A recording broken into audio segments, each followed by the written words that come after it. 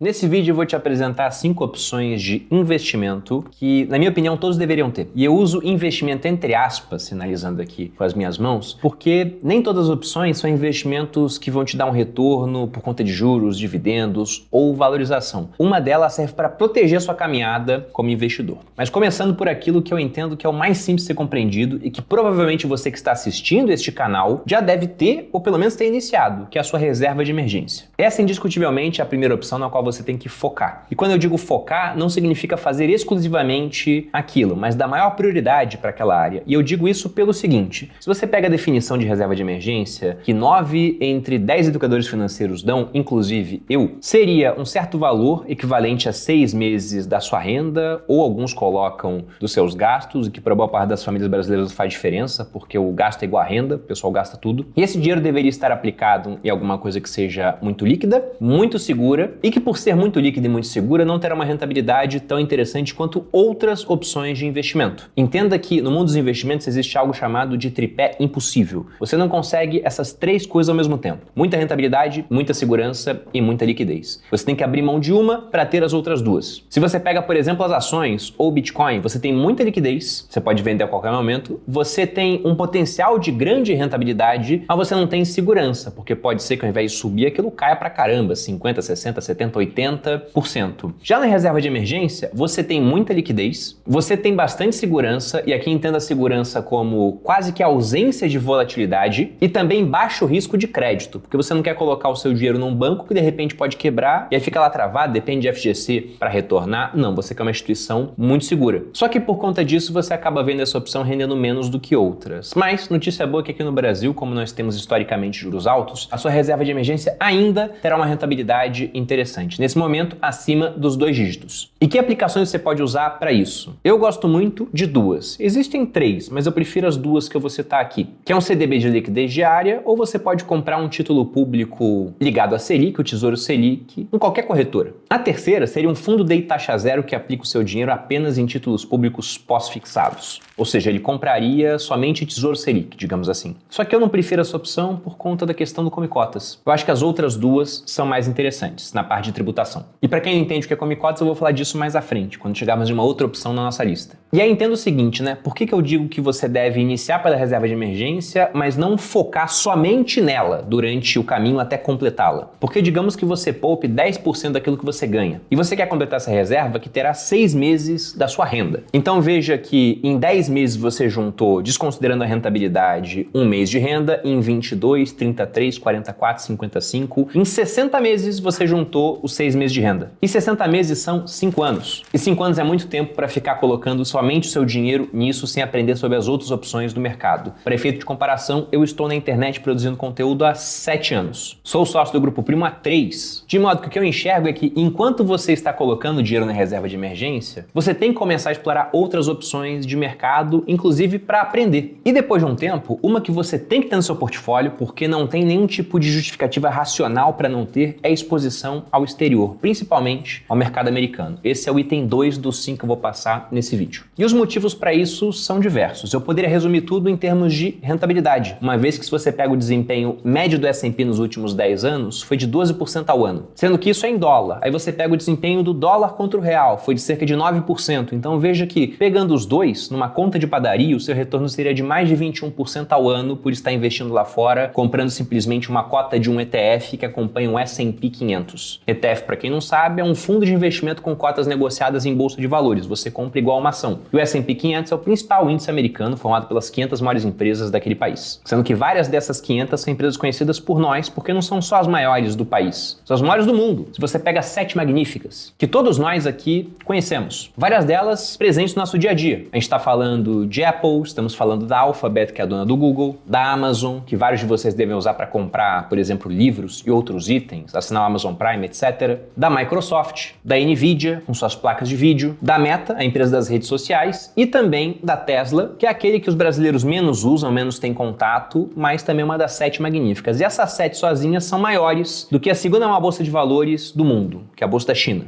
Apenas a 7. Se você pega só a Apple, ela é maior do que todo o mercado acionário brasileiro somado. E ainda sobra dinheiro. Então você tem que estar exposto a esse grande mercado. Porque se você pega o mercado nacional, ele é menos de 2% do mercado mundial. Então é muito improvável que as melhores oportunidades estejam todas aqui no território brasileiro. E ainda que estivessem, nós somos um país emergente de moeda fraca. Os Estados Unidos crescem mais do que a gente e com menos inflação. E o ponto é que essa tendência não deve ser revertida, pelo menos não num prazo breve. Por quê? Porque eles têm várias vantagens contra o Brasil. Uma delas é na parte institucional. São conhecidos por terem mais segurança jurídica, por respeitarem mais a propriedade privada, por quando as instituições acabam atraindo, primeiro, muito capital e, segundo, muita mão de obra qualificada. Se a gente pega, por exemplo, o Google, que foi citado aqui anteriormente, um dos fundadores é o Sergey Brin. Veja o nome dele, né? Sergey. Ele é descendente de russo. Por que ele não criou o Google na Rússia? Porque não dá. Se você pega o Elon Musk, da Tesla, empresa também já citada, ele é da África do Sul. Por que ele não criou a Tesla, ou a Neuralink, ou a Starlink, ou o PayPal na África do Sul, mas tudo nos Estados Unidos? Criou ou comprou depois, né? Ajudou a construir. Porque lá você tem um mercado com mais segurança jurídica, com mais respeito à propriedade e muito mais próximo da máquina que injeta o dinheiro mundial, o dólar. E aí, por conta dessa atração de cabeça, os Estados Unidos também tem um ponto que ele é frequentemente desconsiderado pelas pessoas, mas é muito importante, que é a questão demográfica. Se nós pegamos o mundo em termos de previsões demográficas, e vamos lembrar que demografia dá um razoável senso de destino, nós sairemos dos 8 bilhões de pessoas atuais na Terra para 10 bilhões em 2050. Só que esse crescimento de 2 bilhões não vai estar distribuído pelo mundo. A gente vai estar falando de uns 10 países que vão realmente crescer em termos populacionais, o restante vai diminuir ou ficar estagnado. Quem vai diminuir? Coreia, Japão, a própria China já começou a diminuir. Quem vai ficar estagnado? O Brasil, por exemplo. Nos últimos 30 anos, a população brasileira cresceu 70%. Se você pega aquela fase do milagre econômico brasileiro que nós tivemos durante o período de governo militar, aconteceu uma coisa muito interessante, uma migração das pessoas do campo para a cidade, numa época que o pessoal tinha muito filho. Se você volta para 1950, a população urbana do Brasil era de 20 milhões de pessoas. Hoje é de 180 milhões, multiplicou por 9 num espaço de 70 anos. Só que isso parou. O pessoal não vai mais sair do campo para a cidade porque ele já veio. E a população não vai mais crescer. Para os próximos 30 anos, a expectativa de crescimento é zero. O que já traz um outro problema, um previdenciário, né? Já que quando a Previdência foi criada no Brasil, você tinha mais ou menos 13 jovens para pagar aposentadoria para um idoso. Hoje são 4 para pagar para um idoso. Como é que vai ser no futuro sem crescimento populacional? E os Estados Unidos? Eles são o único país desenvolvido que tem crescimento populacional previsto. O restante todos é crescimento lá na Índia, Indonésia, em países africanos, desenvolvidos só os americanos. Por quê? Porque eles têm mais filhos e também porque atraem muita imigração. E aí, não apenas o cara que vai lá para fritar hambúrguer, mas também imigração qualificada. É o pessoal que sai da Índia para virar CEO de empresa tech no Vale do Silício. O que também faz com que os Estados Unidos fiquem na vanguarda tecnológica, algo que infelizmente não acontece aqui no Brasil. Então, por isso, como eu já disse e repito, não há argumento racional que se sustente em nenhum nível justificando que você tenha apenas dinheiro no Brasil. Você tem que ter exposição internacional. Quem faz isso costuma colher melhores resultados à medida que o tempo passa. E quanto mais tempo, melhor o resultado. Inclusive por isso que no Viver de Renda, o meu curso de Educação Financeira, que vai agora para a sua 26ª turma, nós temos um módulo específico para falar de investimento internacional, o módulo 5 do curso. Eu poderia ter feito isso num curso separado, mas por que no Viver de Renda a gente trata de investimento internacional? Porque é para todo mundo, todo brasileiro deveria ter exposição ao exterior. E infelizmente não é o que acontece, a gente sofre daquilo que é conhecido como home bias, esse viés local de que as coisas aqui são melhores do que lá fora. E eu te convido a fazer parte do curso para aprender a investir, não só aqui no Brasil, mas também no exterior. Pô, Bruno, mas eu vou realmente aprender ainda que eu não saiba nada? Vai! E aqui eu vou colocar o depoimento da Mariana Duarte Rios, que fez parte da turma 25, para que você entenda. Se quiser ler todo o depoimento, você pausa o vídeo, eu vou pegar só o comecinho. A Mariana coloca aqui, abre aspas, eu simplesmente amei o curso VR, pois ele superou todas as minhas expectativas. Eu não sabia nada, exatamente nada sobre o mercado financeiro, nunca fiz nenhum investimento e consegui acompanhar o curso e entender tudo que eu preciso para realmente alcançar os meus objetivos financeiros. Depois a Mariana prossegue. Por isso, você deseja fazer parte da 26ª turma, que vai abrir no dia 26 de agosto, você pode entrar no link da lista de espera aqui abaixo. Lembrando que serão apenas 1.200 vagas. E parte disso já está preenchido. Partindo agora para o nosso item 3. Se eu falei para você agora que é importante tirar uma parte do dinheiro do país, também acho muito importante você tirar o país do seu dinheiro. E como que você faz isso? Via criptomoedas, mas aqui especificamente eu vou falar daquela que é a primeira e a mais importante, o Bitcoin.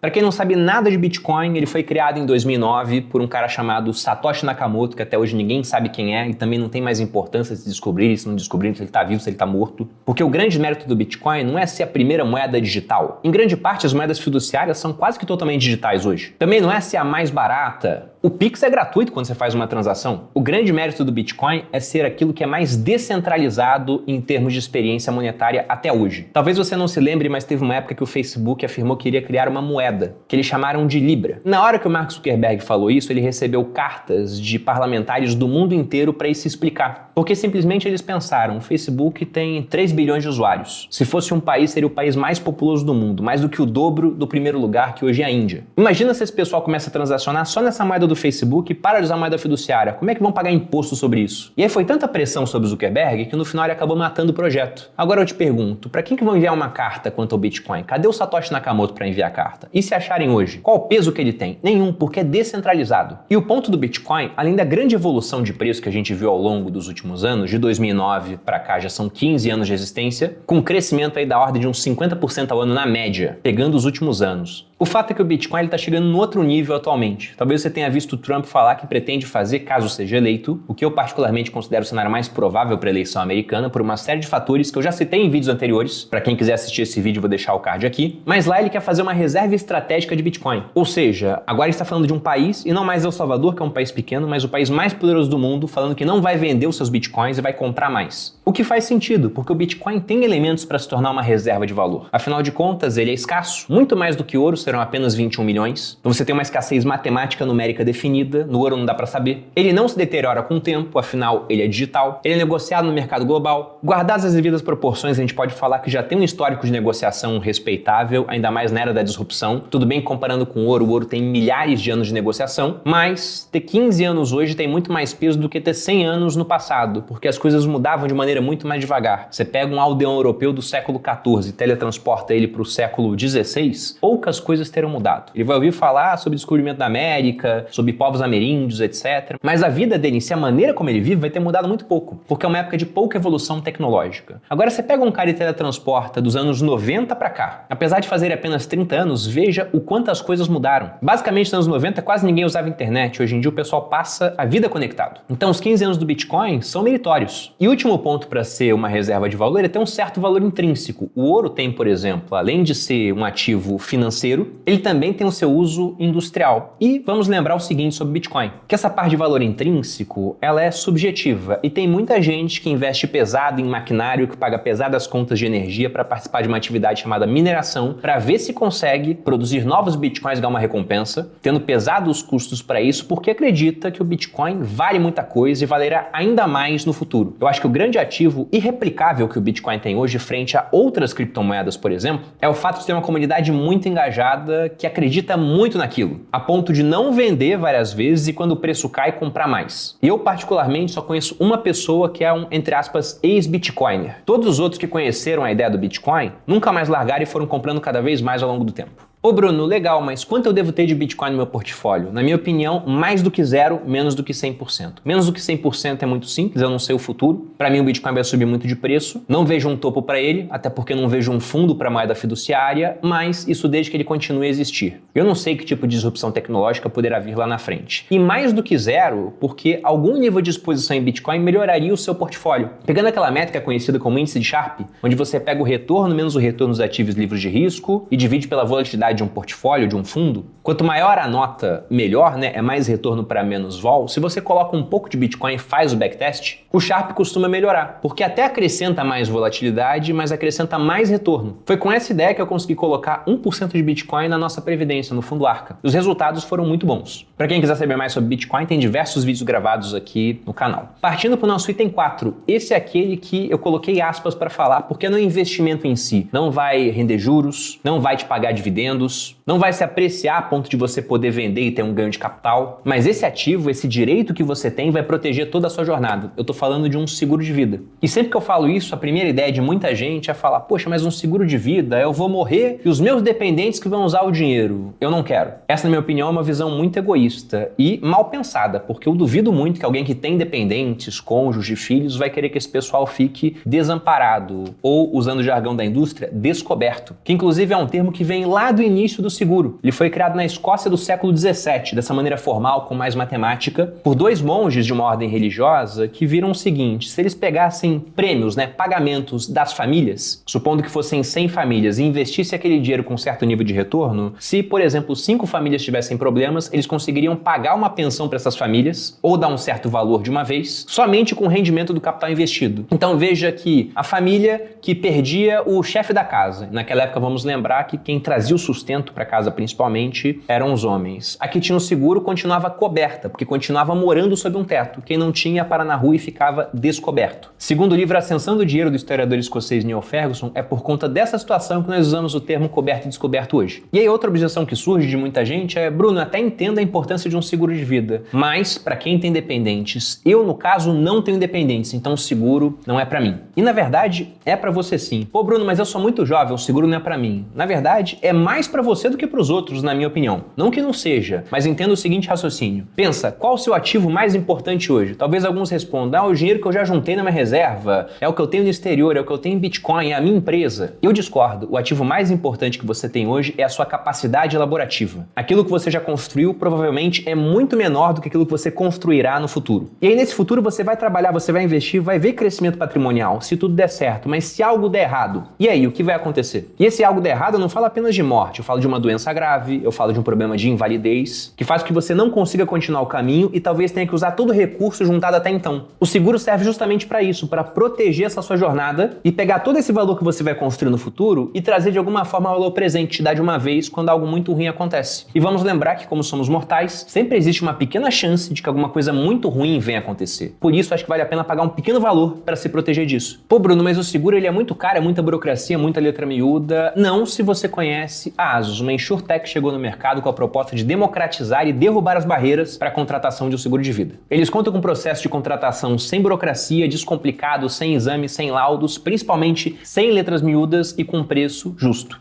Você consegue no link aqui na descrição para simular o seu seguro colocando as coberturas que você quer: risco de morte, invalidez, doença. Isso tudo em alguns minutos e se precisar você pode falar com alguém no suporte, mas se quiser contratar de uma vez, você já consegue. Apenas a título de informação, eu coloquei os meus dados: um homem de 35 anos, 1,74 de altura, 85 quilos, e cotei um seguro de vida que me cobre do risco de morte com uma apólice de 1 milhão. O meu pagamento mensal seria de cerca de R$128. O que, na minha opinião, faz com que o seguro de vida case muito bem com duas coisas. Primeiro, a construção da sua reserva de emergência, porque no começo você está investindo lá, mas não tem o dinheiro para emergência ainda, então o seguro pode completar essa parte. E também com a sua sucessão, porque como esse dinheiro do seguro, quando vai para sua família, por exemplo, ele não paga imposto e é liberado de maneira muito rápida, o pessoal pode pegar esse valor para pagar os custos advocatícios, com inventário, ITCMD, liberando o patrimônio. Então vamos pensar aqui no patrimônio de 1 milhão, somando isso, ITCMD, custo advocatício, inventário, vai dar uns 20%. Então um seguro de uns 200 mil conseguiria liberar esse patrimônio para sua família. Essa é a única maneira que existe de fazer isso? Evidente que não. E o quinto ponto daqueles 5 que eu acho necessário que você tenha no seu planejamento é uma previdência privada que pode te auxiliar nisso. Primeiro vamos entender por que uma previdência privada. Bom, a previdência privada nada mais é do que um fundo de investimento com características especiais na parte tributária e sucessória. Se você pega a maior parte dos fundos de investimento, tirando os listados em bolsa, os eventualmente isentos e os fundos de ação, todo o restante tem come-cotas. E o que é o come-cotas? Ele é um adiantamento do imposto de renda que incide 2 vezes ao ano, final de maio e novembro, com uma alíquota de no mínimo 15%.